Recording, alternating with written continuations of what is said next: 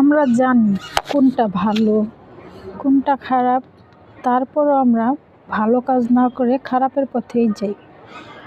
আমরা জানি কোনটা হারাম কোনটা হালাল, জানা সত্ত্বেও আমরা হালালটাকে অ্যাভয়েড করে হারামের পথেই যাই। আমরা জানি সত্য বললে আল্লাহ খুশি হন, মিথ্যা বললে শয়তান খুশি হন।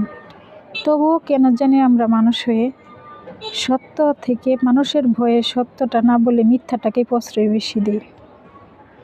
আমরা জানি যে অহংকার আগুনের মতো, আগুন যেমন কাঠকে পুড়িয়ে ছাই করে দেয়, ঠিক তেমনিভাবে অহংকারও আমাদের সমস্ত আমল ধ্বংস করে দেয়। আমরা আল্লাহকে খুশি না করে আমরা শয়তানকে খুশি করি। তারপরও আমরা যদি বারবার ভুল করার পরও আল্লাহর কাছে যদি ক্ষমা চাই, তখন আল্লাহ ঠিকই আমাদের ক্ষমা করে দেন। কিন্তু আমরা তারপরও শয়তানকে খুশি কেন করি?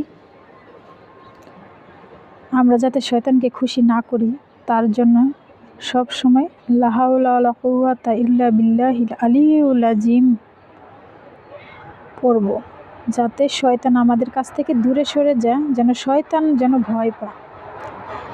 আমাদেরকে যিনি এত যত্ন করে সৃষ্টি করেছেন, আমরা যার দেওয়া নিঃশ্বাস নিয়ে আমরা বেঁচে আছি, যার দেওয়া খাবার নিয়ামতে আমরা বেঁচে আছি, আমরা তাকে খুশি করার চেষ্টা করব।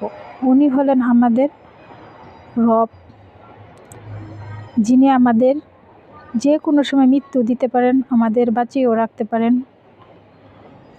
কিন্তু শয়তান তো আমাদের সবসময় জাহান্নামের দিকে নিয়ে যাবে। কিন্তু আল্লাহ চান না যে তার বান্দা কেউ জাহান্নামের দিকে যাক। আল্লাহ সবসময় চায় যে তার বান্দা জান্নাতে আসুক। তাই আমরা যদি শয়তানকে খুশি করে কেন জাহান্নামটা বলবো? আমরা আল্লাহকে খুশি করব। সবসময় ন্যায়ের পথে থাকব, সত্য কথা বলবো, হারামকে বর্জন করে হালালকে বরণ করে নেব।